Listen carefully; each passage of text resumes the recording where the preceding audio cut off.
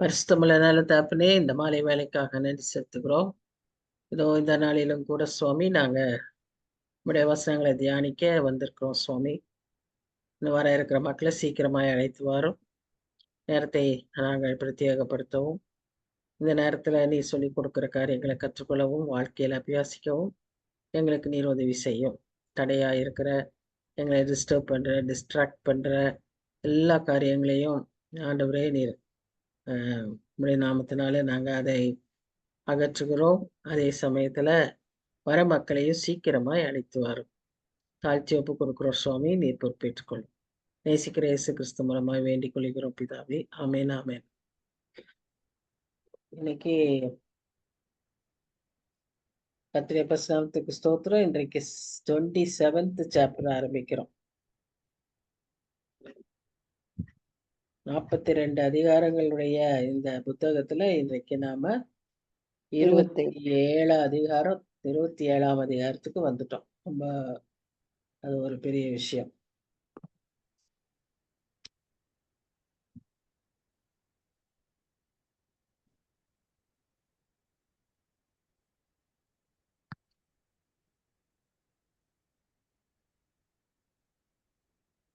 யோபு 27ஆம் அதிகாரம். சரியா? இதுல சில 3 முக்கியமான காரியங்களை நாம பார்க்க இருக்கிறோம். நிறைய 23 வருஷங்களுக்கு மேல எல்லாம் இருந்தாலும் இது 3 முக்கியமான காரியங்களை நம்ம இந்த அதிகாரத்துல பார்க்க இருக்கோம். சோ முதல் 6 வசனங்கள் இதுல நம்ம என்ன பார்க்கிறோம்னா, கர்த்தர் எவ்வளவு பெரியவர், அவருடைய ஞானம் எவ்வளவு பெரியது என்பதை தான் இந்த 3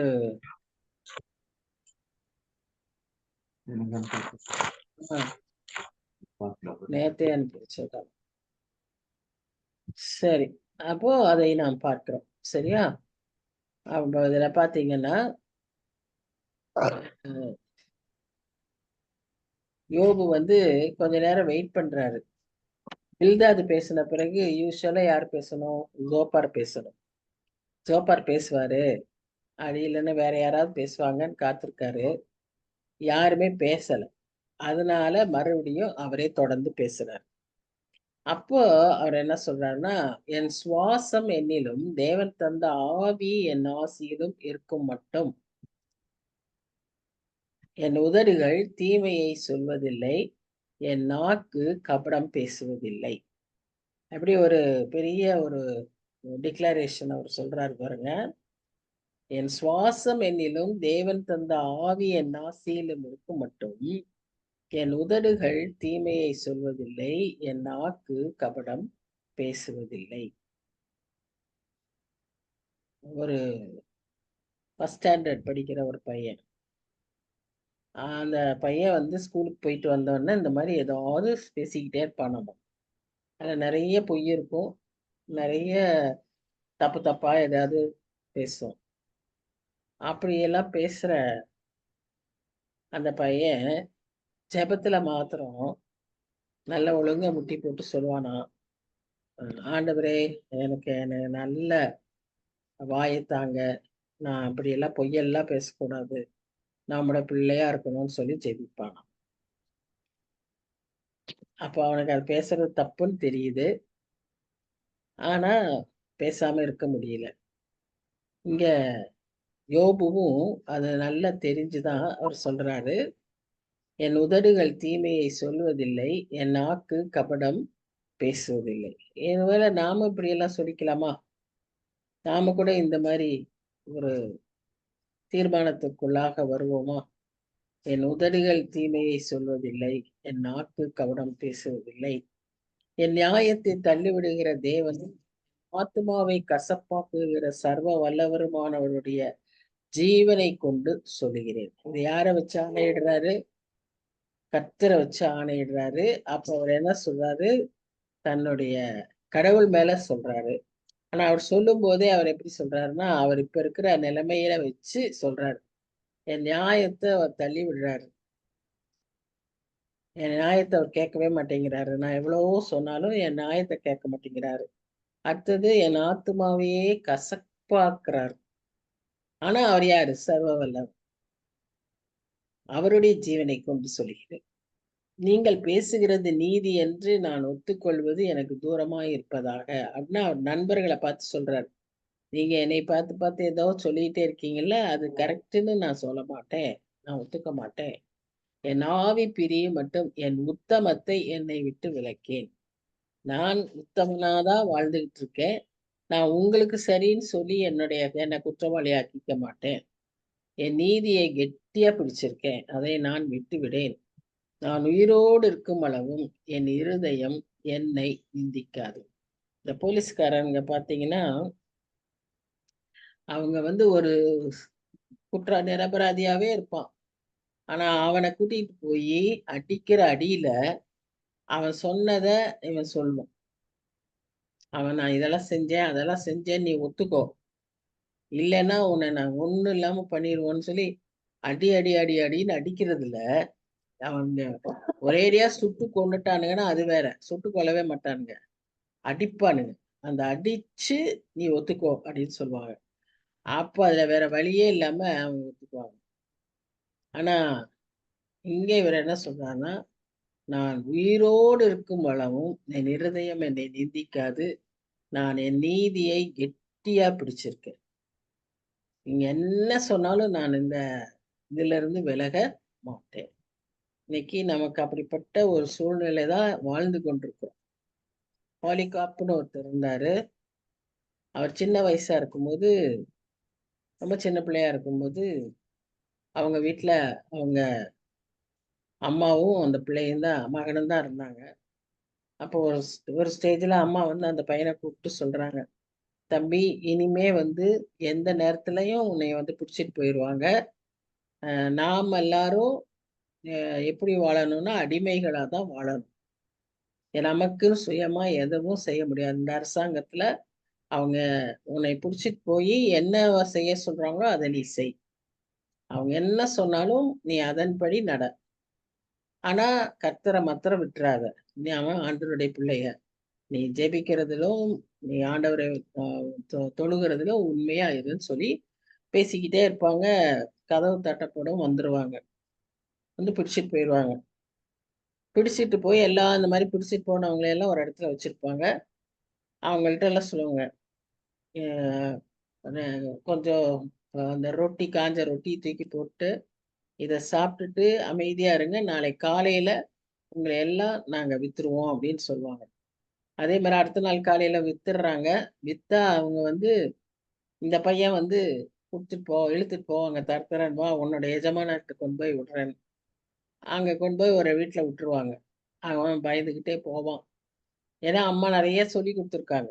அதனால இந்த பையன், ஐயோ! என் எஜமானர் எப்படி இருப்பாரோ? என்னை என்ன கொடுமை பண்ண போறாரோ? அப்படின்ட்டு பயந்துட்டே போவான். அங்க போய் பார்த்தா ஒரு அம்மா இருப்பாங்க. ஒரு லேடி. இவனுக்கு ரொம்ப சந்தோஷம் ஆயிரும். ஆனாலும் பயம். ஆ ஏன்னா அந்த அம்மாவ பார்த்தா கொடூரமான லேடியா தெரியல. ரொம்ப அன்பான லேடியா இருந்தாங்க.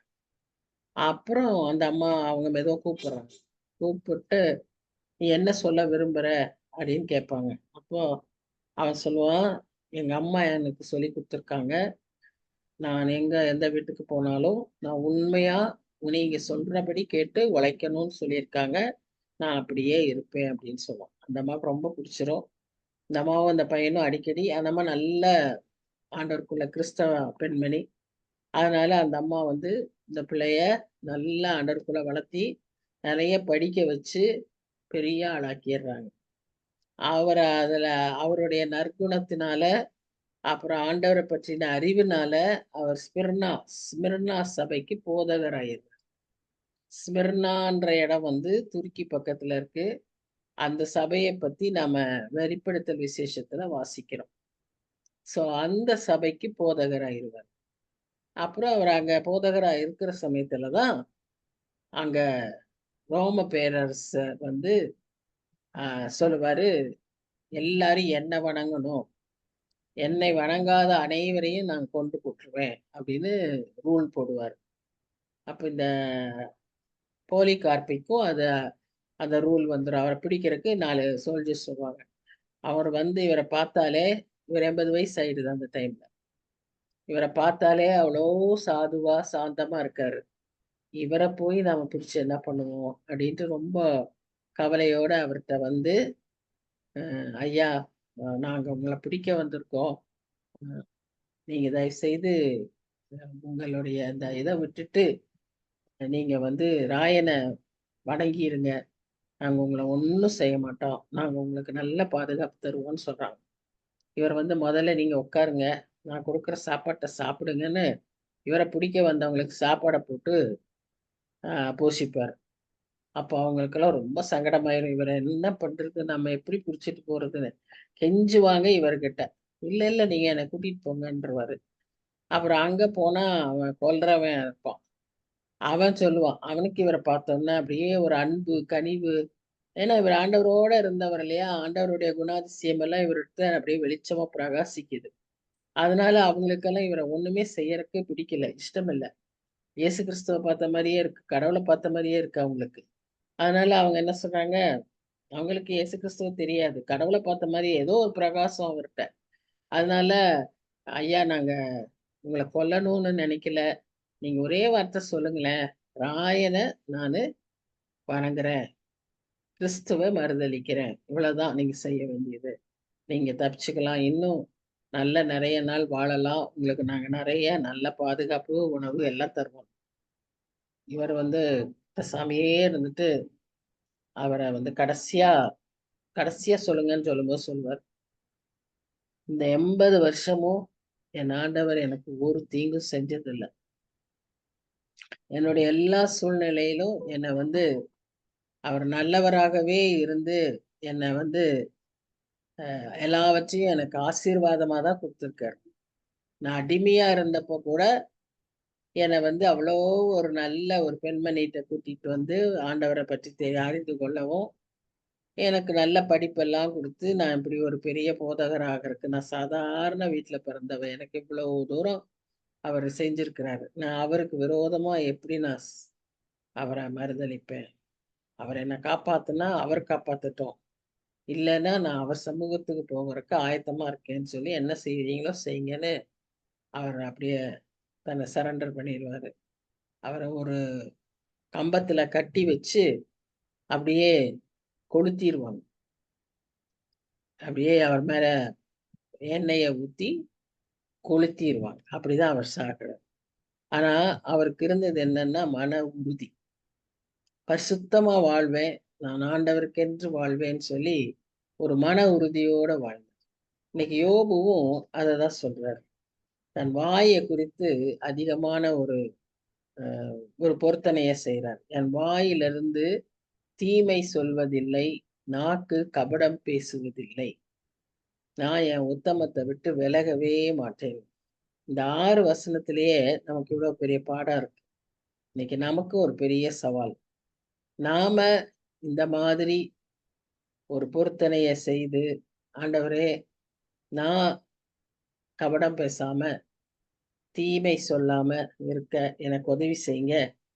பொய் சொல்லாம இருக்க எனக்கு உதவி செய்யுங்க. அப்படின்னு கேட்க ஆண்டவர் நம்மை ஏவுகிறார். சரி.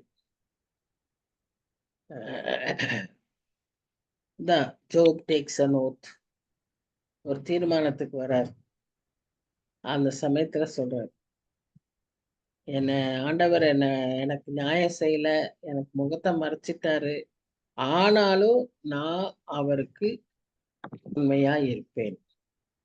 என் உத்தமத்தை நான் காத்துக்கொள்வேன். என்னுடைய மனசாட்சிப்படி நான் நல்லவனாய் இருப்பேன். நீங்க என்ன வேணா என்ன பத்தி சொல்லுங்க. அதெல்லாம் உண்மை இல்ல. நான் வந்து உத்தமத்தை காத்துக்கொள்வேன் அப்படின்னு சொல்றாரு. இப்போ அடுத்த ஸ்டேஜ்ல அவர் திரும்ப பேச பேச அவருக்கே ஒரு இதாகுது. ஒரு மாரி ஒரு வெறுப்பு வருது.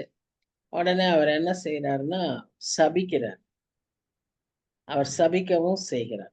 அவர் என்ன சொல்றாரு, "என் பகைஞன் ஆகாதவனைப் போலும், எனக்கு விரோதமாய் எழும்புகிறவன் அக்கிரமக்காரனைப் போலும் இருப்பானாக." இப்ப இவருக்கு பகைஞர் யாரு? இவரை சுற்றி நிக்கிற மக்கள் ஃப்ரெண்ட்ஸ் அவரை குற்றப்படுத்திக்கிட்டே இருக்கும்போது, இவரை சுற்றி ஊரு நின்னு வேடிக்கை பார்க்குதுல்ல, வரவங்கலாம். இவருக்கு உதவி செய்யாம அவர கேலி பண்றாங்க. அப்படி பண்றவங்கள அவர் சொல்றார். ஆகாதவனைப் போலும், எனக்கு விரோதமா எழும்புகிறவன் அக்கிரமக்காரனைப் போலும் இருப்பானாங்க. முந்தின அதிகாரங்கள் எல்லாம் பார்த்தோம். அக்கிரமக்காரனுக்கு எப்படியான ஒரு முடிவுன்னு, துன்மார்க்கனின் முடிவுகள், துன்மார்க்கனுக்கு எப்படி ஒரு வாழ்க்கை இருக்கும் அப்படின்லாம் நம்ம பார்த்தோம் இல்லையா? அததான் அவர் திரும்ப ஞாபகப்படுத்துறார். அவங்க அப்படி இருப்பானாக அப்படின்னு சொல்லிட்டு, அடுத்த வசனத்துல என்ன பார்க்கிறோம்னா, நம்ம லூக்கா சுவிசேஷத்துல, மத்தேயு சுவிசேஷம் நினைக்கிறேன். ஒரு பெரிய பணக்காரன். அவன் களஞ்சியத்துல தானியத்தை சேர்த்து வச்சுட்டு சொல்றான், என் ஆத்துமாவே நீ திருப்தியாய் சாப்பிட்டு மகிழ்ச்சியா இருன்னு சொல்லு. அப்பதான் ஆண்டவர் சொல்வாரு, அறிவு மூடனே, நீ இன்றிரவு உன்னுடைய ஆத்மா எடுத்துக்கொள்ளப்படும்னா நீ என்ன செய்வ அப்படின்னு கேட்கிறார். அது போலதான் இங்க 8ஆம் வசனம். மாயக்காரன் பொருளை தேடி வைத்திருந்தாலும் தேவன் அவன் ஆத்துமாவை எடுத்துக்கொள்ளும் போது அவன் நம்பிக்கை என்ன? அப்போ நம்ம ஆத்துமாவை குறித்த அறிவு நமக்கு வேணும். நாம சரீரத்தை போஷிக்கிற மாதிரி நம்ம ஆத்துமாவை நினைக்க கூடாது. ஆத்துமாவை சத்தியத்தினால் நாம் போஷிக்க வேண்டும். அவருடைய வார்த்தையினால நம்ம ஆத்துமாவை போஷிக்கும் போதுதான் அது புஷ்டியா இருக்கும், அது செழிப்பா இருக்கும். அதுக்கு என்ன செய்யணும்னு அதுக்கு தெரியும். ஜெபிக்கணும், துதிக்கணும், எப்ப ஆராதிக்கணும், எல்லாம் அப்பதான் ஆத்துமாவுக்கு தெரியும். அத ஆத்துமாவை டைரக்ட் பண்றது எது? ஆவி. நமக்குள்ள இருக்கிற ஆவியானவர், நமக்கு கொடுக்கப்பட்ட ஆவி ஆத்துமாவ இத செய், அதை செய்யன்னு சரியா சொல்லும். அப்போ இது தெரியாம நிறைய சரீர பிரகாரமான இந்த உலக வாழ்க்கைக்கான பொருளை தேடி சேர்த்து சேர்த்து வச்சிருந்தான். இந்த அக்கவுண்ட்ல, அந்த அக்கவுண்ட்ல, அந்த எஃப்டி, இந்த பேங்க் சேவிங்ஸ்ன்னு போட்டு சேர்த்து வச்சோம்னா ஆத்மா என்ன ஆகும்? ஆத்துமாவை குறித்து அறிவில்லாமல் இருப்பது ஆபத்து. அப்படி நம்ம இருக்கவே கூடாது. அதனாலதான் அவர் என்ன சொல்றாரு, ஆபத்து அவன் மேல் வரும்போது தேவன் அவன் கூப்பிடுதலை கேட்பாரோ? நீ இந்த விதமா நீ இருக்கும்போது நீ தேவனை நோக்கி ஜெபிச்சீனா கேட்பாரா? வசனம் என்ன சொல்றது? சங்கீதக்காரர் என்ன சொல்றாரு? என் இருதயத்தில அக்கிரம சிந்தை இருக்குமே, ஆனால் கர்த்தர் என் ஜெபத்தை கேட்க மாட்டார், செம்மையானவர்களின் ஜெபத்தையோ அவர் கேட்பார். அப்போ நம்ம இருதயத்துல அக்கிரம சிந்தை இல்லாம இருந்தாதான் கர்த்தர் நம் ஜெபத்தை கேட்பார். நாம விழுந்து விழுந்து ஜெபிக்கலாம். நாம எப்ப வேணாலும், என்ன வேணாலும், எந்தெந்த விதத்திலையும் ஜெபிக்கலாம். சர்ச்சில் ஜெபிக்கலாம், பெண்கள் கூடுகையில ஜெபிக்கலாம், 4 பேர் சேர்ந்து ஜெபிக்கலாம், வீட்டுல ஜெபிக்கலாம். ஆனா நம்ம உள்ளத்துல அக்கிரம சிந்தையோட ஜெபித்தோமானால் நமக்கு முதல்ல ஜெபிக்கவும் வராது. அடுத்தது நம்ம ஜெபத்தை ஆண்டவர் கேட்க மாட்டார். ஆனா செம்மையான இருதயத்தோட இருக்கும்போதுதான் நம்ம ஜெபத்தை கேட்பார். அப்ப சொல்றாரு 10ஆம் வசனத்துல, அவன் சர்வ வல்லவர் மேல் மனமகிழ்ச்சியாய் இருப்பானோ, அவன் எப்பொழுதும் தேவனை தொழுது கொண்டிருப்பானோ. அதனாலதான் நான் சொன்னேன், ஒரு அக்கிரம சிந்தை நமக்குள்ள இருந்தா ஆத்துமாவை நாம் சரியான விதத்துல வசனத்தினாலே போஷிக்கலைன்னா நம்மால ஜெபிக்க முடியாது, மகிழ்ச்சியா இருக்க முடியாது, தேவனை தொழுது கொள்ள முடியாது. இப்ப நம்ம தேவனை தொழுது கொள்ளணும்னா என்ன? தேவனை பற்றி தெரிந்தாதான் நம்ம தேவனை தொழுது கொள்ள முடியும். என் தேவன் பெரியவர், என் தேவன் கிரகிக்க முடியாத காரியங்களை செய்கிறவர், எண்ணி முடியாத அதிசயங்களை செய்கிறவர், அற்புதங்களை செய்கிறவர், யோசனையில் பெரியவர். இப்படி என் தேவனை பற்றி அறிவு இருந்தாதான் நாம என்ன செய்ய முடியும்? அவரை தொழுது கொள்ள முடியும். அப்பதான் நமக்குள்ள அது என்ன இருக்கும்? அந்த ரட்சிப்பின் சந்தோஷம் மகிழ்ச்சியாய் சமாதானமாய் நம் உள்ளத்துல இருக்கும். So all this comes with the refreshment of the soul.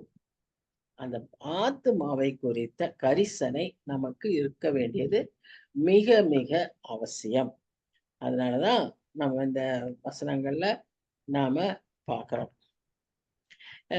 இந்த இதுல பில்தாது என்ன சொல்றாருன்னா, போன போன அதிகாரத்துல 25ஆம் அதிகாரத்துல பில்தாது என்ன சொல்றாருன்னா, அ கர்த்தர் வந்து துன்மார்க்கரை தண்டிக்கிறார்.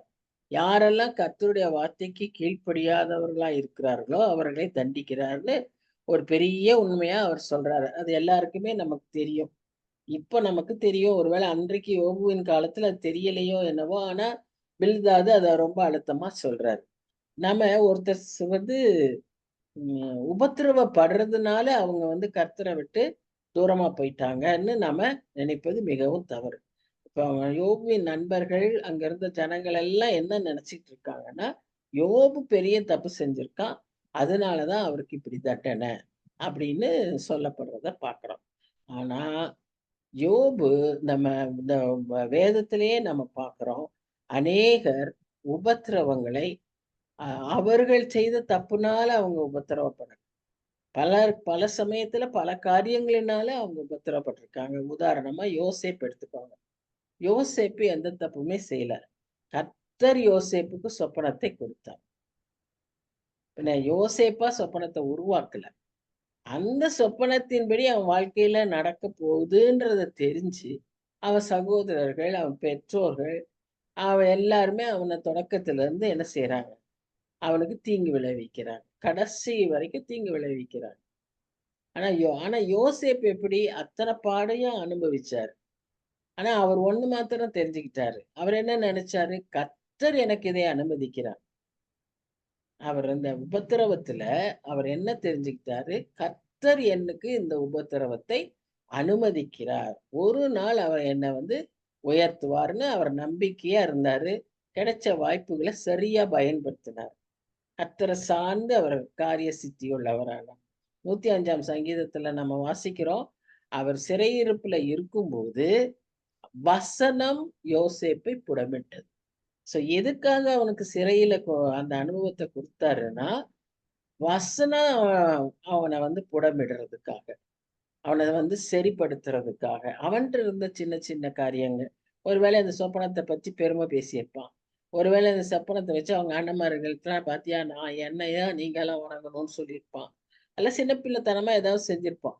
அதுக்கெல்லாம் சரிப்படுத்துறதுக்காகத்தான் யோசேப்ப அந்த சிறையிருப்பு அனுபவத்த குடுத்து கர்த்தரை சார்ந்து கொள்ளும்படியாய் செய்தார். ஆனா அதுக்கப்புறம் எப்படி உயர்த்தினாருன்னு நம்ம ஆதியாகமம் புஸ்தகத்துல வாசிக்கிறோம் பாருங்க. அவர் கை அசைச்சாதான் கை அசைக்கணும். அவர் வலது பக்கம் அசைச்சா மக்கள் வலது பக்கம் அசைக்கணும். இடது பக்கம் அசைச்சா இடது பக்கம். எவ்வளவு உயர்த்தி இருக்கிறார். பா அந்த பார்வோன் வந்து அவன் வீட்டு தன் மனைவியை தவிர மற்ற எல்லாவற்றிலும் அவனுக்கு அதிகாரத்த குடுத்திருந்தார். அப்படி ஆண்டவர் உயர்த்தினாலும் அப்படி உயர்த்துவார். எல்லாவற்றையும் இரட்டத்தனையாய் திருப்பி தருவார். யோபேல் 2:25 அதுதான் சொல்லுது.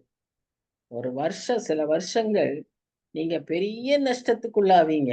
ஒரு பெரிய பிரச்சனைகள்லாம் இருக்கும். எடுத்ததெல்லாம் வாய்க்காமல் போகும். ஜெபங்களே கேட்கப்படலன்ற மாரி இருக்கும். அழிவும், நஷ்டமும் வரும். ஆனா பொறுமையா காத்திருந்து கர்த்தரையே நம்பி இருக்கும்போது, ஆண்டவர் குடுக்கிற வாக்குத்தத்தம் என்ன? நீ வெட்கப்படுவதில்லை. நீ எதையெல்லாம் இழந்தாயோ, அதையெல்லாம் நீ திரும்பப் பெறுவாய். 26, 27ன்னு பின்னால வாசிச்சீங்கன்னா, அந்த வசனங்கள் அவ்வளோ கிளியரா சொல்லுது. நமக்கு இப்ப என்ன நம்ம கத்துக்கிறோம்னா, இப்ப யோபு அவன் சஃபர் பண்ணதுனால, அவன் வந்து கர்த்தர் பனிஷ் பண்ணாருன்னு அவன் ஃப்ரெண்ட்ஸ் சொன்னது மாரி, இன்றைக்கு நமக்கும் நெறைய பேர் பேசிக்கிட்டு இருக்காங்க. இவங்களுக்கு வந்து ஏதாவது பெருசா செஞ்சிருப்பாங்க. அதனால தான் இவங்கலாம் ஆண்டவருடைய பிள்ளைக. எதுக்கு ஆண்டவர் இவங்களுக்கு ஆசீர்வாதம் குடுக்காம இருக்காரு? எதுக்கு இவங்களுக்கு நன்மை வராம இருக்கு? எதுக்கு இவங்களுக்கு நஷ்டம் இருக்கு? இவங்க ஏதோ செஞ்சிருக்காங்க. இப்படின்னு சொல்றவங்க, நினைக்கிறவங்க நெறைய பேர் இருக்காங்க. ஆனா இன்னைக்கு நமக்கு இதன் மூலமா சொல்லப்படுற காரியம் என்ன? யோசேப்பு உதாரணம். அடுத்தது பவுலு. பவுல் பண்ணாத ஊழியம் கிடையாது. ஆனா அந்த பவுலுக்கு சரீரத்துல ஒரு முள்ள குடுத்து வச்சிருக்காரு. அவருக்கு ஏதோ ஒரு வியாதி இருக்கு. அந்த வியாதியினால அவர் அப்படியே ஃபுல்லா அவர் நெனச்ச மாதிரி செய்ய முடியாது. கொஞ்சம் செஞ்சா அவர் சோர்வாயிடுறாரு, கொஞ்சம் செஞ்சா டயர்ட் ஆயிடுறாரு. ஆனா அவர் பாருங்க பிரசங்கம் 6 மணி நேரம், 7 மணி நேரம், முழு ராத்திரி, full night, all night prayer இல்ல, ஆல் நைட் பிரசங்கம். ஒருத்தன் தூங்கியே கீழே விழுந்தான். அந்த அளவுக்கு பிரசங்கம். நிறுத்தாம பேச. சும்மா இல்ல, சாதாரண இல்ல பிரசங்கம் பண்றது. அவ்வளவு தெரிஞ்சிருக்கணும், அவ்வளவு பேசணும். அப்ப பொறுமையா நல்லா இதா பேசினா தான் உட்கார்ந்து கவனிப்பாங்க. அப்ப அவ்ளோ தூரம் அவர் பேசியிருக்கிறார். அப்படியும் அவர் செய்யறக்கு பலன் இருக்கு அவருக்கு. ஓடி நடந்து நடந்தே தான் அத்தனை மைல்கள், அத்தனை சபைகள உருவாக்கியிருக்கார். 3 தடவ பிரயாணப்படுத்தி வந்திருக்கிறார். ஆனா சரீரம் பலவீனம். சரீரத்துல ஒரு முள்ளு இருக்கு. இப்ப ஆண்டவரே, ஆண்டவரேன்னு 3 தடவ கேட்டாராம். என்ன சொன்னாராம்? என் பலன் உனக்கு போதும். ஏன் அவருக்கு இது பண்ண முடியும். அவருடைய உருமால தொட்டு, அவருடைய நிழல தொட்டு சுகமானவங்க நெறைய பேர் இருக்காங்க. ஆனா அவருக்கு அத சுகம் ஆண்டவர் வச்சிருக்காரு. அவர்கிட்ட வச்சிருக்காரு. நீ என்ன கேளு. நான் உனக்கு தரேன். என் கிருபை உனக்கு. சோ நம்ம சாதாரண மனுஷர போல நம்ம யாரையும் என்ன செஞ்சிட முடியாது. ஜட்ஜ் பண்ணிறக்கூடாது. நம்ம யாரையும் நம்ம என்ன செய்யக்கூடாது, தவறா பேசிடக்கூடாது. கர்த்தருடைய காரியங்கள் நமக்கு விளங்க எல்லாம் விளங்க மாட்டாது. அத நம்ம புரிஞ்சுக்கணும். கடைசியா பவுல் வேண்டாம், யோசேப்பு வேண்டாம். இயேசு கிறிஸ்து அவரே தன் வாழ்க்கையில நம்ம எல்லாரும் அறிவோம், அவருக்கு ஒரு பாவம் அறியாத ஆண்டவருடைய மகன். ஆனா அவர் என்ன செய்றாரு? எல்லா உலகத்தின் பாவங்களையும் அவர் மேல எடுத்துக்கிறார். இப்போ உங்க 2 பேர அ 3 பேர் இருக்கீங்க. இந்த வசனத்த ஒருத்தர் எடுத்து வாசிங்க. 2 வசனம் இருக்கு அதுல. ஒருத்தர் ஒரு வசனம், இன்னொருத்தர் இன்னொரு வசனம். 1 பேதுரு 2ஆம் அதிகாரம் 22லிருந்து 24 வசனங்கள். 22 அவர் பாவம் செய்யவில்லை, அவருடைய வாயிலே வஞ்சனை காணப்படவும் இல்லை. அவர் வையப்படும்போது பதில் வையாமலும், பாடுபடும்போது பயமுறுத்தாமலும், நியாயமாய் தீர்ப்பு செய்கிறவருக்கு தம்மை ஒப்புவித்தார்.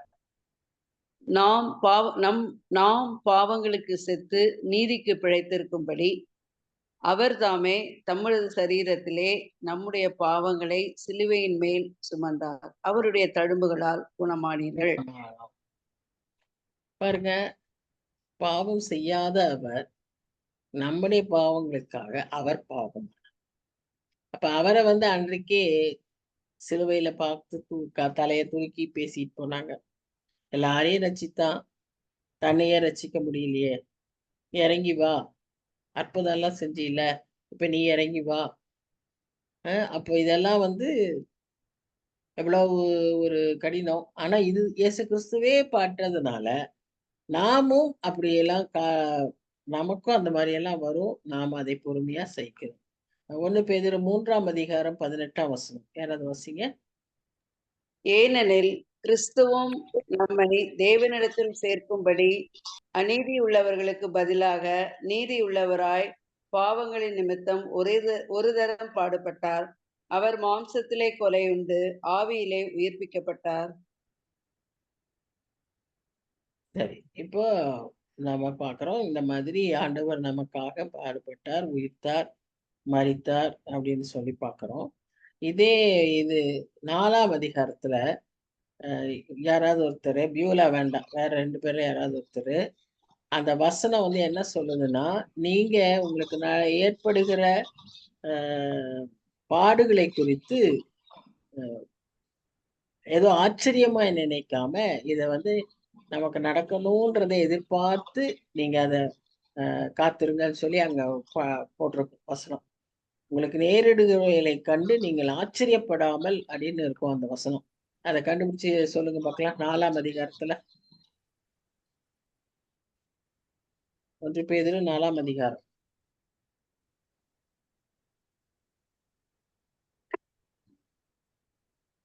பெரிய 12வது வசனம் ஆண்டி. 16 கூட இருக்கு. 16 12 என்னம்மா வாசிமா? உங்களை பிரியமானவர்களே, உங்களை சோதிக்கும்படி உங்கள் நடுவில் பற்றி 16. 16 ஒருவன் கிறிஸ்தவனாய் இருப்பதினால் பாடுபட்டால் வெட்கப்படாமல் இருந்து அதன் நிமித்தம் தேவனை மகிமைப்படுத்தப்படாது. என்ன குழந்தை சத்தம் கேக்குது? பூனைங்க ஆண்டி.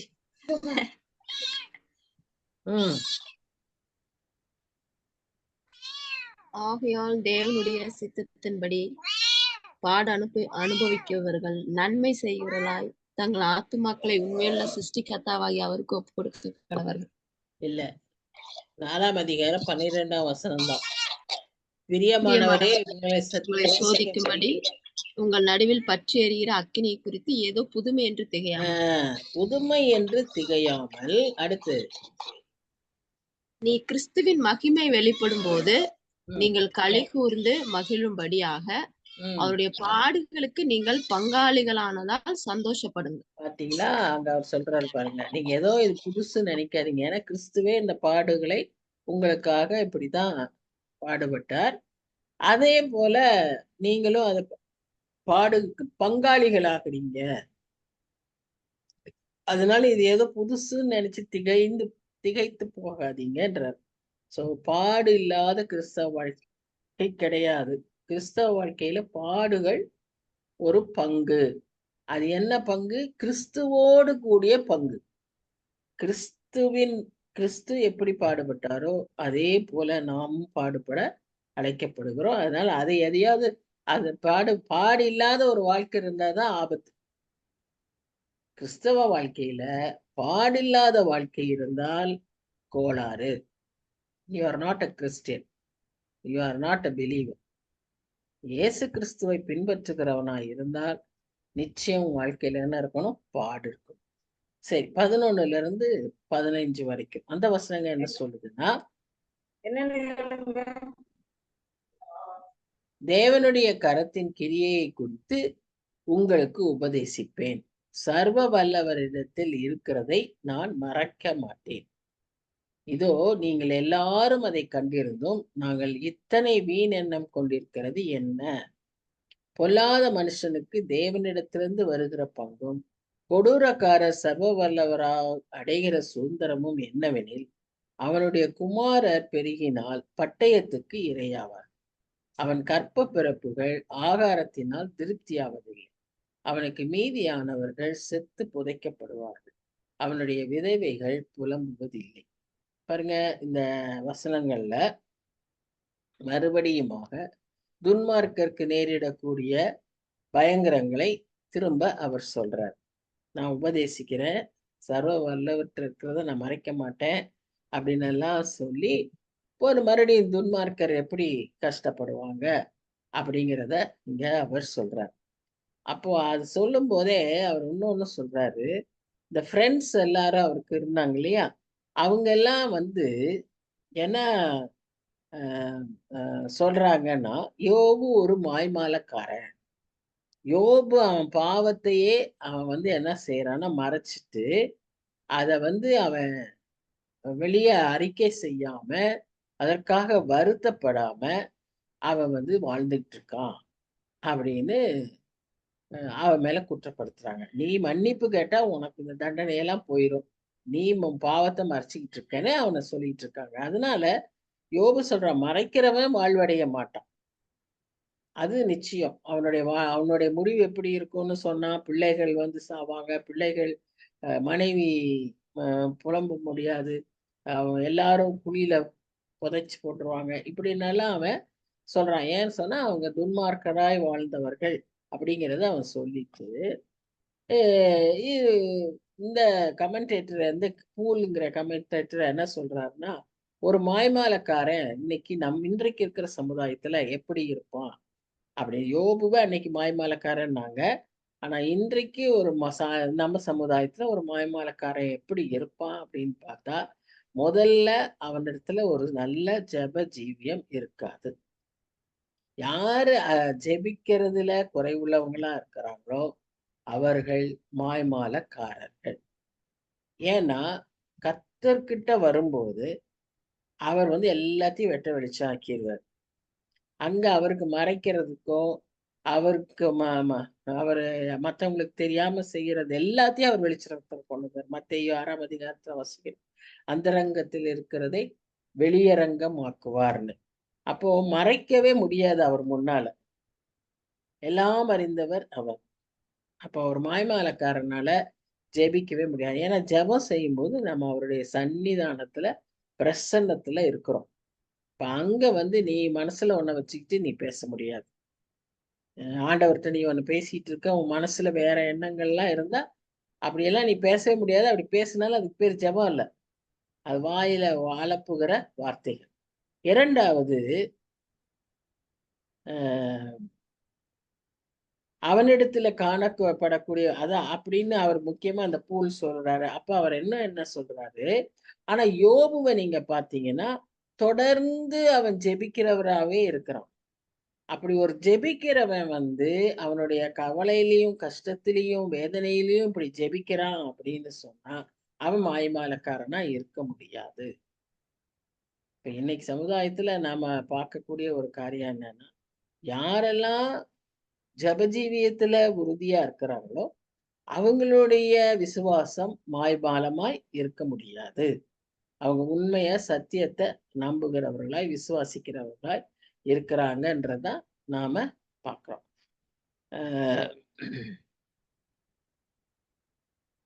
இன்னும் அவரை குறித்து என்ன நம்ம பார்க்கிறோம்னு சொன்னா,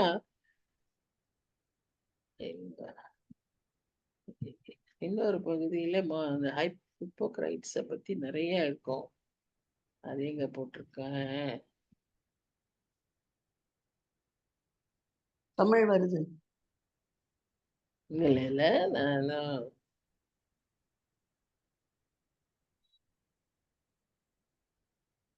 சரி அது காணும்.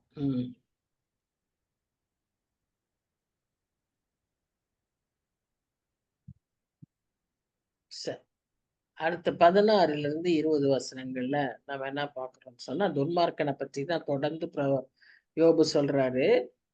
அவன் புழுதியை போல பணத்தை குவித்து கொண்டாலும் மண்ணை போல வஸ்திரங்களை சவதரித்தாலும் அவன் சவதரித்ததை நீதிமான் உடுத்தி கொண்டு குற்றமில்லாதவன் அவன் பணத்தை பகிர்ந்து கொள்வான். பிரசங்கியிலையும் நம்ம பார்க்கிறோம். இந்த மாதிரி ஒரு ஜெனரேஷன் வந்து சொத்து சேர்த்து சேர்த்து சேர்த்து சேர்த்து வைக்குது. அடுத்த ஜெனரேஷன் வந்து என்ன செய்யுது, அந்த சொத்தை எல்லாம் அழிக்குது.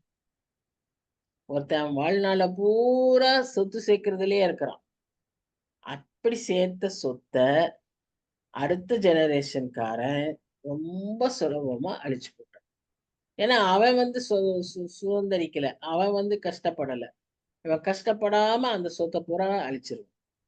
இப்ப இங்க நம்ம பாக்குறது என்னன்னா, புழுதி மாதிரி பணத்தை சேர்த்திருப்பானா. நமக்கு அதை பத்தி புரிஞ்சுக்க முடியுதா? புழுதி மாதிரி பணத்தை சேர்த்திருப்பான். நமக்கு எவ்வளவு புழுதி அதை சேர்த்து இருக்குன்றது பொதுவா நமக்கு தெரியாது. நம்ம பல சமயங்கள் இந்த ரோட்ல பார்ப்போம், சைட்ல ஞாயிற்றுக்கிழமையில பாத்தீங்கன்னா இந்த ரோடு சைட்ல இருக்கிற மண்ணெல்லாம் குவிப்பாங்க, அந்த புழுதிகள். அது பாத்தீங்கன்னா அவ்வளவு மண்ணு சேர்ந்துருக்கும். எதுலன்னா இந்த ரோட்டு மேல போன வெஹிக்கிள்ஸ்ல இருந்து வந்த புழுதி. அப்போ அந்த மாதிரி பணத்தை சேர்த்து வச்சிருப்பாங்க.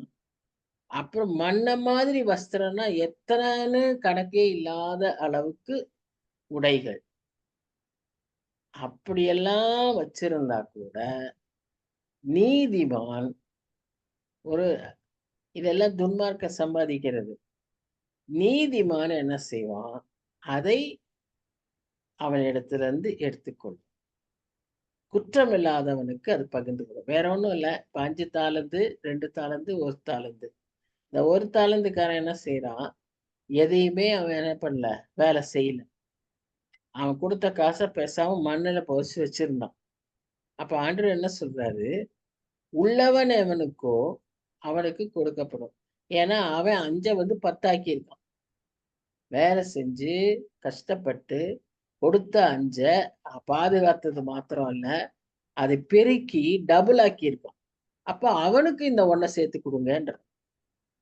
இவங்கிட்ட இருந்து எடுத்து அதை அங்க கொடுத்துரும். அது மாதிரி இந்த துன்மார்க்கனுடைய சேர்த்து வச்சிருந்தது இது எல்லாம் யாருக்கு போகும்? நீதிமானுக்கு போகும்.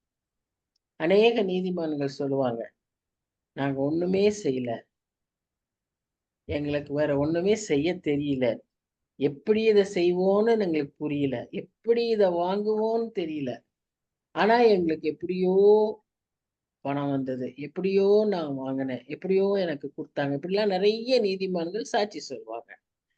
அதுக்கு என்ன காரணம்னா, இந்த மாதிரி துன்மார்க்கன் இருந்து அந்த பக்கம் பணம் போயிடும். வசனம் சொல்லுது. அவன் வீடு எப்படி இருக்குமா?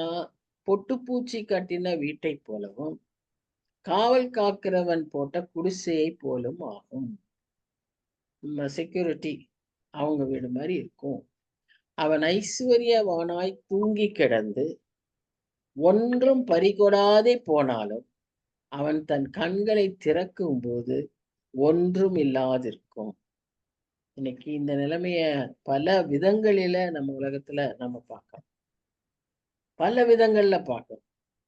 வெள்ளம் வாரி கொண்டு போகுது, புயல் வாரி கொண்டு போகுது, பூமி அதிர்ச்சி வாரி கொண்டு போகுது, காற்று அடிச்சுக்கிட்டு போகுது, இப்படி மேல பனிமழை வந்து அப்படி அடிச்சுக்கிட்டு போகுது. என்ன விதத்துலன்னு இல்ல, ஏதோ ஒரு விதத்துல வேதத்துல அப்படி இருக்கு. வெள்ளம் வாரி கொண்டு போகும்.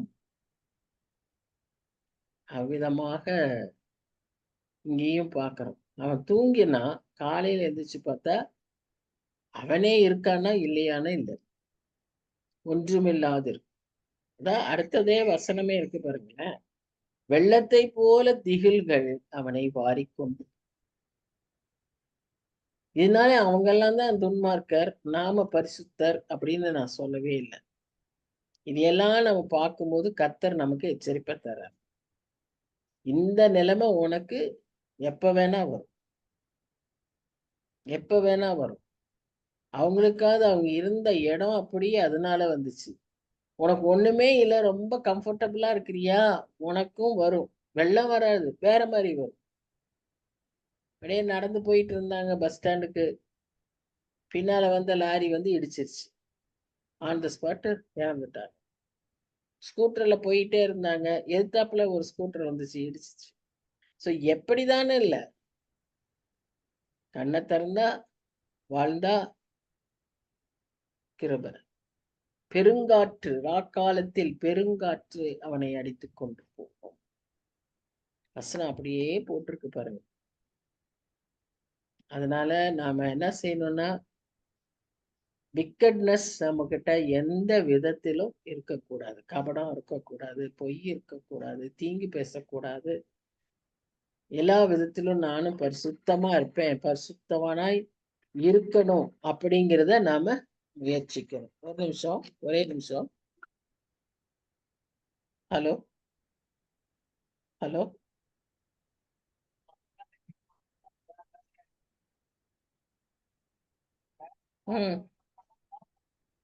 பால் பால் ஆஃப். ஆ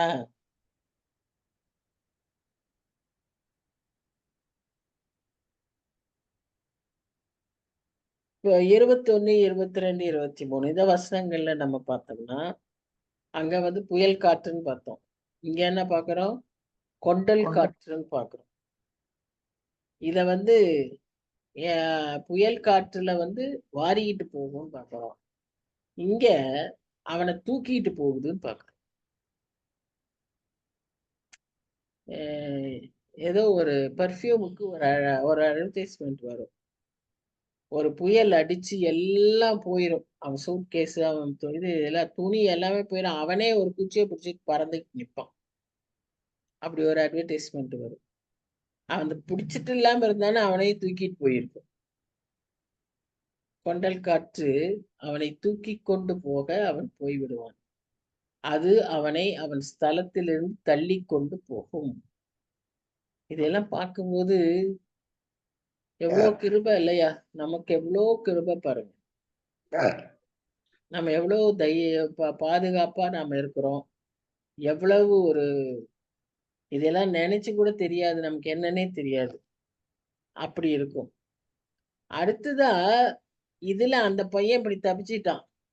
ஒருவேளை நாமெல்லாம் இருந்தா கூட நம்மையும் ஆண்டவர் இப்படியெல்லாம் கொண்டல் காற்று அடிச்சாலும் தப்பிச்சிருவாங்க. இப்ப இந்த வயநாட்டிலேயே பாத்தீங்கன்னா, அதுல சில பேர் சொல்றாங்க இல்லையா, குடும்பமா மலை மேல ஏறி தப்பிச்சு போயிட்டோம் அப்படிங்கிறாங்க. அவ்வளோ தண்ணி, வெள்ளம், அவ்வளோ 300, 400 பேர் புதைஞ்சிருக்காங்க. ஒரு 4 பேரு அப்படி தப்பிச்சு போயிட்டாங்க. ஒரு அம்மா ஒரு அம்மா, வயசான அம்மாவை ஒருத்தர் அந்த மாதிரி வீட்டிலேயே வச்சு காப்பாத்தியிருக்காரு. இன்னும் ஒரு கொஞ்சம் பேரு குழந்தைங்க, ஒரு அண்ணன், தம்பி அவங்கள எல்லாம் காப்பாத்தப்பட்டிருக்கிறாங்க. எத்தனையோ பேர் ஆஸ்பத்திரியில இருக்காங்க இல்லையா? இப்ப இங்க வசனம் என்ன சொல்லுது பாருங்க. அவர் இவைகளை அவன் மேல் வரப்பண்ணி அவனை தப்ப விடாதிருப்பார். கர்த்தருக்கு விரோதமா நம்ம வாழ்ந்தோமானா தப்பிக்கிறதுக்கு வழியே கிடையாது. ஆனா நாமே கர்த்தர் பக்கத்துல இருப்போமானால் இந்த மாதிரி சூழ்நிலையிலையும் நம்ம என்ன செய்வாரு? காத்து கொள்வார். வசனம் இருக்கா இல்லையா ஏசாயால? புசலுக்கு ஒதுக்கிடம் இல்லையா, வெள்ளத்துக்கு மறைவிடம். அவர் நமக்கு இருப்பாரு. பாட்டு இருக்கு, பெர்க்மன்ஸ் பாட்டு இருக்கு. நம்ம அவர் வெள்ளத்துக்கு நமக்கு புகலிடமாய், மறைவிடமாய் அவர் நம்மை காத்துக்கொள்வார். ஆனா அவருக்கு விரோதமா நம்ம செய்யறப்போ நீ தப்பவே முடியாது. ஜனங்கள் அவனை பார்த்து கை கொட்டி அவனை அவன் ஸ்தலத்தை விட்டு வெருட்டி விடுவார்கள். அக்கிரமக்காரனை இவ்விதமாய் ஆண்ட ஜனங்களும் சேர்ந்து அப்படி செய்வாங்கன்னு யோபு தன்னுடைய எதிரிகளுக்கு முடிவு எப்படி இருக்கும் என்பதை அவர் இந்த இதுல சொல்றார். இதுல இன்னொரு ஆஸ்பெக்டும் இருக்கு.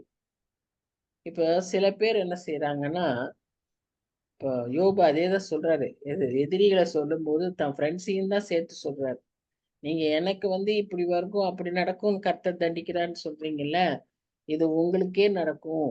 ஏன்னா நீங்களும் இந்த குற்றத்தை செஞ்சுக்கிட்டு இருக்கீங்க. நான் செய்யாத குற்றத்தை நான் செய்தேன்னு சொல்லியே நீங்க உங்களை குற்றப்படுத்திக்கிறீங்க அப்படின்னு அவர் சொல்றாரு. இந்த மாதிரி காரியத்துல இன்னொன்னு இருக்கு. என்னன்னா, இது ஒரு பக்கம் ஆண்டவர் நமக்கு கொடுக்கிற பாதுகாப்பு, ஆண்டவர் கொடுக்கிற தண்டனை. ஒரு சிலர் என்ன செய்வாங்கன்னா, மனுஷரே நமக்கு விரோதமாக, நமக்கு எதிராக அவங்களுக்கு இருக்கிற அதிகாரத்தை பயன்படுத்தி நமக்கு என்ன செய்வாங்க? இவ்விதமான காரியங்களை செய்வாங்க. இப்ப நம்ம பார்க்கிறோம் பார்வோன். அன்னைக்கு பார்வோன் இயேசு கிறிஸ்து மோசே பிறந்தப்போ அந்த ஆவி அப்படியே இருக்கு. ஏன்னா அது பிசாசு. இயேசு மேசியாவை உலகத்துக்கு வரவிடக் கூடாது என்பதற்காகவே மோசே காலத்துல இருந்து அது துரத்திட்டு வருது. ஏன்னா மோசே காலம்தான் என்னது? ஆசாரிய கூட்டம். அந்த லேவியர் அந்த கோத்திரத்துல அன்றைக்கு பிறந்த அத்தனை குழந்தைகளையும் அவன் என்ன செய்யணும்ன்றான்? அந்த கோத்திரம்னு இல்லை, அந்த அத்தனைக்கு பிறந்த குழந்தைகளையும் இஸ்ரவேல் குழந்தைகள் உயிரோட இருக்கக்கூடாது. ஆண் குழந்தைகளை எல்லாம் என்ன செய்யணும்? நைல் நதியில போட்டுறணும்னு சொல்றான். அந்த பார்வோனே அவனுடைய சேனை, அவன் அவ்வளவு உலகத்திலேயே பெரிய சேனை, அதே அவன் நாட்டு கடலிலேயே அந்த தண்ணீரிலேயே அமிழ்ந்து செத்துப்பான். அவன் ஆண்டவருடைய பிள்ளைகளுக்கு அவன் எப்படி தண்டனையா நினைச்சானோ அதே காரியத்தை அவனுக்கே நேரு. கலாத்தியர் 6ஆம் அதிகாரத்துல நம்ம வாசிக்கிறோம். 7ஆம் வசனம் நினைக்கிறேன். எடுத்து வாசிங்க.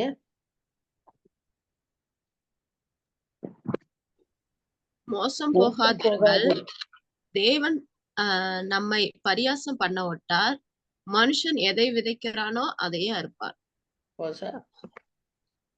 தேவன் தம்மை பரியாசம் பண்ண விட்டார்.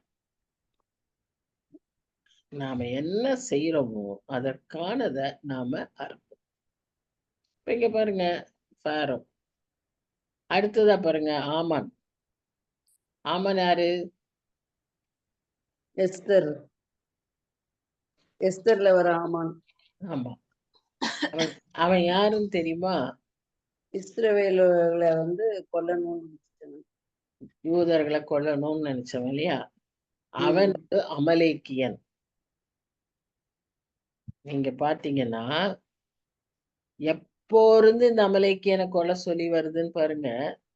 மோசே, யோசுவா, அந்த மலையில மோசே மேல ஏறி ஜெபித்து கீழே யார் யுத்தம் பண்ணிட்டு இருந்தா?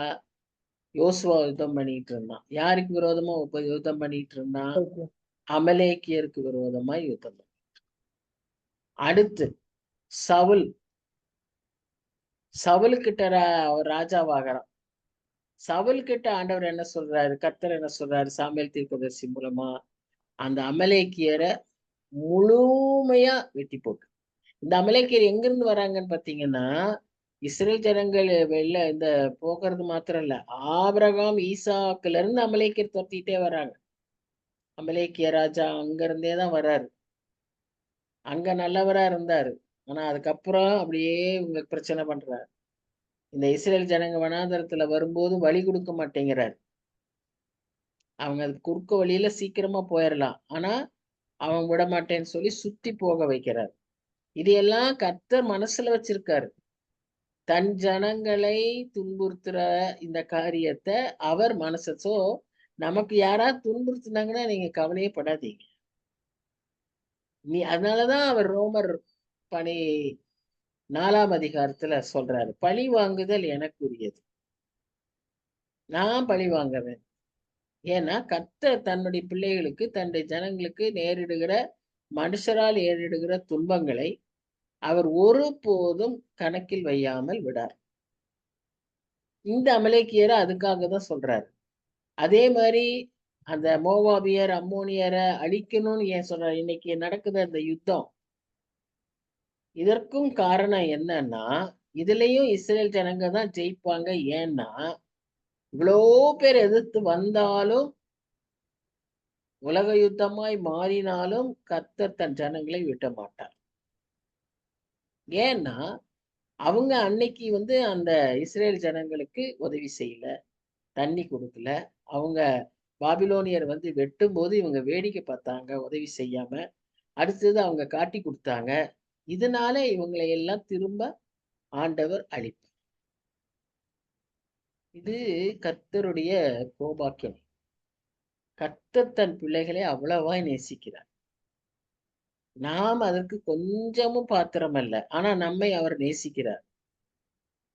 அப்ப நாம அதுக்கு எவ்வளவு உண்மையா இருக்கணும், நாம அவருக்கு எவ்வளவு பிரியமா இருக்கணும் யோசிச்சு பாருங்க. அன்னைக்கு அந்த அமலேக்கியனை அழிக்கணும்னு சொன்னப்போ சவுல் செஞ்ச தப்பு என்னன்னா, அதுல இருந்து சிலதெல்லாம் காணிக்கைக்கு வச்சுக்கிட்டாரு. நான் பலிக்கு தானே செலுத்துறதுக்காக பெஸ்டா ஆடுகள்லாம் வச்சிருக்கேன்னு எடுத்து வச்சுக்கிட்டாரு. சாமுவேல் கேட்பாரு, இது என்ன சத்தம் கேட்குதுன்னு. எல்லாம் பலிக்கு தானேன்னு சொல்லுவார். இன்னும் அப்புறம் அந்த ராஜாவை தப்பிச்சு விட்டுருவார், அந்த அமலேக்கியனை தப்பிக்க விட்டுருவார். இதெல்லாம் 1 சாமுவேல் புஸ்தகத்துல வாசிக்கிறோம். அன்னைக்கு அப்படி தப்பிச்சு போன அந்த ராஜாவோட கொஞ்சம் பேர் தான் இன்னைக்கு வரைக்கும் எங்க வந்துட்டாங்க? எஸ்தர் காலத்துல யூத கோத்திரத்தையே அழிக்க. அவனுக்கும் அமலேக்கியனுக்கும் என்ன? அந்த பழி வாங்குற எண்ணம், அழிக்கிற எண்ணம். ஏன்னா அவன் பிசாசின் கையாள். ஆனா ஆண்டவர் ஒவ்வொன்றையும் அவனுக்கு செக் வச்சுக்கிட்டே தான் வர்றாரு. சவுலை வச்சு பண்ணணும்னு நினைச்சாரு, அவன் தப்பிக்க வச்சுட்டான். இப்ப எஸ்தரை வச்சு பண்றாரு. அதற்கு காரணமா மொர்தெகாயை யூஸ் பண்றாரு. மொர்தெகாய் தான் பரிசுத்த ஆவியானவரை போல. மொர்தெகாய் எஸ்தருக்கு ஞாபகப்படுத்துறாரு, எஸ்தருக்கு உணர்த்துறாரு, சரியான சமயத்துல ஆலோசனை சொல்றாரு. ஒரு பரிசுத்த ஆவியானவர் எப்படி செயல்படுவாரோ அவ்விதமா இந்த மொர்தெகாய் செயல்படுறார். ஆமான் அமலேக்கியன். அவன் யூத ஜனத்தையே அழிக்கணுங்கிறான். மேசியா பிறக்கணும், மேசியா கோத்திரம் அல்லவா அது, எப்படி அத முடியும்? அதனால ஒரு பெண்ணை கொண்டு, ஒரு ராஜாத்திய, ஒரு அநாத பெண்ணை, அவளை கொண்டு கர்த்தர் இந்த பெரிய காரியத்தை செய்ய. அவ ஒரு பயந்தவ, ஆனா கர்த்தருக்கு பயந்தவ. கர்த்தருக்கு பயந்தவ, அவ பயந்த சுபாவம் கொண்டவ. பொறுப்பு. அவளுக்கு ரிஸ்க் எடுக்கிறதுக்கு பயமா இருந்துச்சு. அவளை மாத்தினார். அவளை மாத்தி மொர்தெகாய் மூலமா அவளை உற்சாகப்படுத்தி ராஜா முன்னால நின்று அனுமதியை பெற்று, அவன் தனக்காக யாருக்கு மொர்தெகாயை போடணும்னு சொல்லி அவன் தூக்கு மரத்தை போட்டிருந்தான். ஆனா அதுலயே அவனையும் 10 பிள்ளைகளையும் போட்டார். கர்த்தர் காரியம் செஞ்சா பெருசா இருக்கும். ஆசீர்வதித்தாலும் பெருசா இருக்கும், உயர்த்தினாலும் பெருசா செய்வார், தாழ்த்தினாலும் ஒண்ணும் இல்லாம பண்ணிடுவாரு. அவர் கோபக்கினையை காட்டினா தாங்க முடியாது. அந்த மனைவி சொல்றா பாத்தீங்களா, உன்னை எதிர்த்தவன் யூதனா இருந்தா நீ ஒண்ணும் செய்ய முடியாது. சத்தியம். கர்த்தர் ஜனங்களை அவ்வளவு வல்லமையாய், அவ்வளவு பாதுகாப்பாய், அவ்வளவு அவர்களுக்காய் யுத்தம் பண்ணுகிறவராய் இருக்கிறார். இப்ப நமக்கு ஏன் பண்ண மாட்டேங்கிறாரு? நாம கர்த்தரா எடுத்துக்கணும். நம்ம கிட்டதான் கோளாறு. நம்ம விசுவாசம் கோளாறு. நாம மாத்திரம் அப்படி நம்பினோம்னா நமக்கும் அப்படி செய்ய வல்லமை உள்ளவராய் இருக்கிறார். தானியேல் பாத்தீங்களா, தானியேலை சிங்ககபியில போடுறாங்க.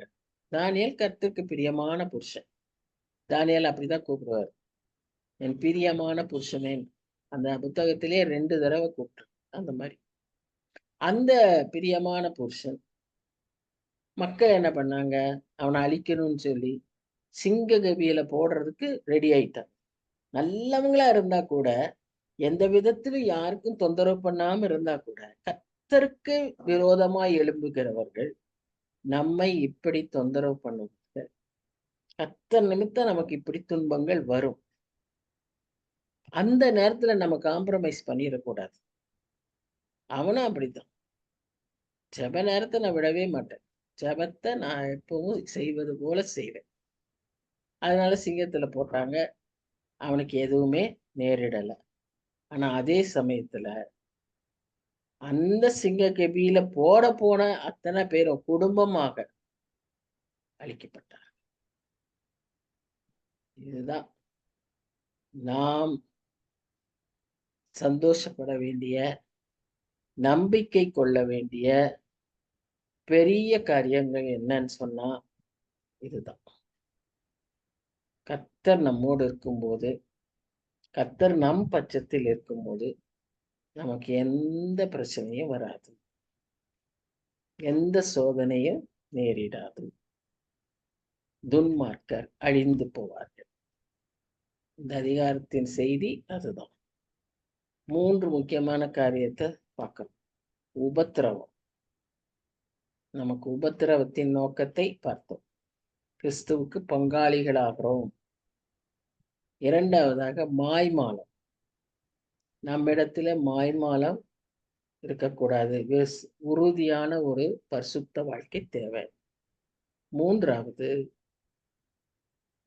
நம்மை விரோதிக்கிறவர்கள், நமக்கு எதிரிகளாய் இருக்கிறவர்கள் நமக்கு செய்கிற திட்டங்களிலேயே அவர்கள் விழுந்து விடுவார்கள். அவர்களையே கவிழ்க்க அவரால முடியும். இதுதான் 3 முக்கியமான காரியம். சரி, யார் ஜெபிக்கிறீங்க? ஜெபித்து முடிப்போம்.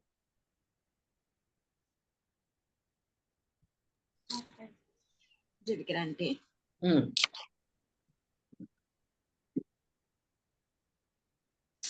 எங்களை மிகவும் அதிகமாய் நேசித்து வழிநடத்தி வருகிறதா அன்பின் பரலோக பிதாவே, இந்த நல்ல மாலை வேலைக்காக நன்றியோடு கூட ஸ்தோத்தரிக்கிறோம், துதிக்கிறோம் ராஜா.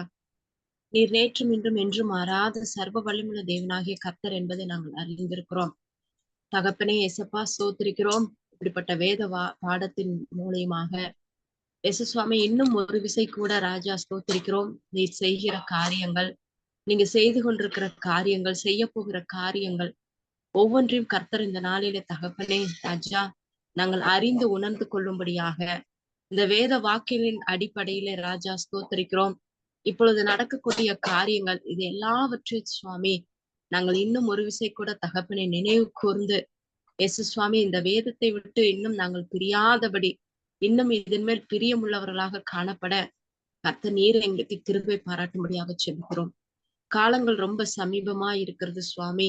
தகப்பனே, எந்த நேரத்துல ராஜா, எந்த நாட்களில இயேசு சுவாமி நீங்க எந்த காரியங்களை செய்வீர் என்பது எங்களுக்கு தெரியாது. ஆனா தகப்பனே, நாங்கள் அப்படிப்பட்ட காலத்துக்கு நேராக தான் நாங்க கடந்து வந்திருக்கிறோம். இந்த பூமியில வாழ்கிற மக்கள் அப்பா, இது எல்லா சூழ்நிலைகளும் இன்றைக்கு மாறிக்கொண்டிருக்கிறத எங்களால பார்க்க முடிகிறது. கால சூழ்நிலைகள், மனுஷனுடைய காரியங்கள், தகப்பனே, இதெல்லாம் சுவாமி ஒன்றுக்கும் உதவாத காரியங்கள் இந்த நாளிலே எவ்வளவு ஒரு பெரிய பேராபத்துக்களை இந்த நாளிலே ஏற்படுத்தி கொண்டிருக்கிறது என்பதையும் நாங்கள் பார்த்து கொண்டிருக்கிறோம் சுவாமி. கர்த்தாவே, நீர் மனதுருக்கம் உள்ள தேவன் தகப்பனே. இயேசப்பா, உங்களை போல ஒரு தெய்வ ராஜா இந்த பூமியில எங்களுக்கு தகப்பனே கிடைத்திருப்பது நாங்கள் செய்த அப்பா சோத்திரிக்கிறோம். எவ்வளவு கிருபை ராஜா, அது சொல்ல வார்த்தைகள் இல்ல சுவாமி. அத்தனை கிருபை உள்ள தேவாதி தேவனாய் நீங்க இருக்கிறீங்க சுவாமி. அப்பா, நாங்கள் அறிந்து கொண்டது போல இந்த பூமியில உள்ள ஒவ்வொரு ஜனங்களும் அறிந்து கொள்ளணும், மெய்யான தெய்வத்தை தேடணும் ராஜா. ஸ்தோத்திரிக்கிறோம். வானத்தையும் பூமியும் உண்டாக்கின சர்வ வல்லமையுள்ள தேவனாகிய கர்த்தர் நீங்க தான் என்பதை இந்த ஜனங்கள் அறிந்து கொள்ளணும் சுவாமி. ஸ்தோத்திரிக்கிற தகப்பனே. அப்பா, நாங்கள் எரேமியாவுல படிக்கிறபடி ராஜா, ஒரு வருஷத்துல ஒரு செய்தியை கேட்பீங்க, மீண்டும் மறு வருஷத்துல இன்னொரு செய்தியை கேட்பீங்கன்னு சொல்லி வார்த்தை சொல்லப்பட்டிருக்கிறது. இந்த கடைசி நாட்களில மாம்சமான யாவர் மேலும் தீங்கை வரப்பண்ணுவேன்னு சொல்லி தகப்பனே வார்த்தை ராஜா. இந்த வார்த்தையெல்லாம் இன்றைக்கு நிறைவேறுகிற நாட்களுக்குள்ளாக தான் நான் கடந்து வந்திருக்கிறோம் சுவாமி. ஒரு விசை கூட தகப்பனே, இன்னும் உங்களோட அன்பின் ஆழங்களுக்குள் நாங்கள் கடந்து வரணும் ராஜா. ஸ்தோத்திரிக்கிறோம் தகப்பனே, ஸ்தோத்திரிக்கிறோம். யோபை போல தகப்பனே, இன்னும் உங்களை உயர்த்தணும், இன்னும் உத்தமத்திலே நாங்கள் நிலைத்திருக்கணும். எல்லா உபத்திரவங்களிலும் தகப்பனே, தேவனுடைய கிருபையை மாத்திரம், அன்பை மாத்திரம் நாங்கள் விட்டு விடாதபடி எல்லா சூழ்நிலைகளிலும் நாங்கள் திடமனதாய் தைரியத்தோடு நிற்க எங்களுக்கு கிருபை தாருங்க சுவாமி. அப்பா, நன்றி ராஜா, நன்றி ராஜா. எங்களோடு கூட இருக்கிறவர் நீர் பெரியவர், அதை ஒரு நாளும் நாங்கள் மறந்து விடக்கூடாது சுவாமி. ஏசப்பா, உமக்கு நாங்கள் நன்றி செலுத்துகிறோம். தொடர்ந்து தகப்பனே ஏசப்பா, இந்த வயநாடு பகுதியில் இருக்கக்கூடிய அப்பா உறவினர்களை இழந்து தகப்பனே ஸ்தோத்திரிக்கிற தகப்பனே, பிள்ளைகளை இழந்து தகப்பனை தவித்து கொண்டிருக்கிற அன்பு ஜனங்களுக்காக நாங்கள் உங்க சமூகத்துல வருகிறோம். அவர்களை ஆறுதல் படுத்துங்க, அவங்களுக்கு தேர்தலை கொடுங்க தகப்பனே. உங்களால மட்டும்தான் எல்லா காரியத்தையும் செய்ய முடியும் சுவாமி. மனுஷனுடைய பணமோ பொருட்களோ தகப்பனே, இது எதுவுமே அவங்கள ஒரு நார்மல் நிலைக்கு கொண்டு வராது. கர்த்தர் தான் நீங்க அவங்க இருதயத்துல நல்ல ஒரு சமாதானத்தை நீங்க கொடுக்கணும் சுவாமி. உறவுகளை இழந்து, உடைமைகளை இழந்து தவித்து கொண்டிருக்கிற அவர்களுக்கு கர்த்தரே நீர் உறைவிடமாக இருந்து அவர்களை நடத்தி செல்லும்படியாக நாங்கள் செபிக்கிறோம். இன்னும் அநேக பகுதியில இன்னும் இந்தியா முழுவதும் இருக்கக்கூடிய நிறைய மழையை சார்ந்த பகுதியில இன்னும் மழை மற்றும் மண் சரிவு இதெல்லாம் இருக்கும் என்று சொல்லி இருக்கிறாங்க. கர்த்தர் தான் தகப்பனே இசப்பா, அதுல இருந்து மக்களை நீங்க கிருபையாய் விடுவித்து காத்து கொள்ளணும் ராஜா. நீர் இயற்கைக்கு கட்டளையிடுகிற தேவன் என்பதை நாங்கள் அறிந்திருக்கிறோம் சுவாமி. எசப்பா, உங்களுடைய இரக்கம் பெரியது, அன்பு பெரியது, கிருபை பெரியது ராஜா.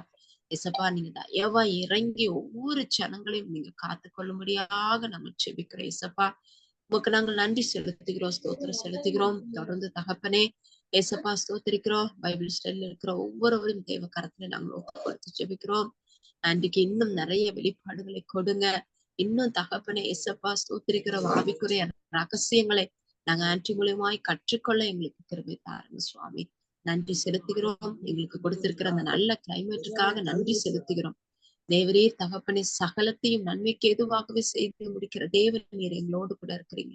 நன்றி செலுத்துகிறோம். கேட்ட சத்தியத்திற்காக நன்றி ராஜா, நன்றி ராஜா, நன்றி நன்றி சுவாமி. உங்க சமூகத்துல தாழ்மையோடு எங்களை ஒப்பு கொடுத்து செபிக்கிறோம். மீதியான காரியங்களை கர்த்தர் நீங்க பொறுப்படுத்திக் கொள்ளுங்க, ஆசீர்வதிங்கப்பா.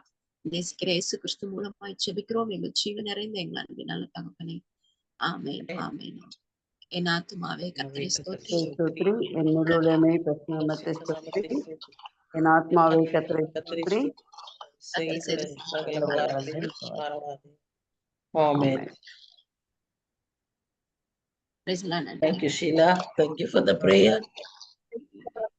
Praise the Lord. Praise the Lord. Thank you. Thank you, everyone. Beulah. பாய். வெளியவா? இல்ல, ஒரு மாதிரி ஃபீவரிஷா இருக்கு. நேற்று சண்டே சர்ச் போகும்போது தலையை குளிச்சுட்டு அப்படியே போயிட்டேன். ம். சரியா துடைக்க நீங்க உடம்பு முடியல. சரியில்லையா? அதனுடைய effect தெரியுது. ம். உடம்பு மாத்திரையை சரியில்லையா? போடு. ஆமா, மாத்திரை. சாப்பிட்டு ஒரு கால் பால் இருக்கு, போட்டுக்கிறேன். சரி. Bye bye. Bye. Thank you aunty. Thank you.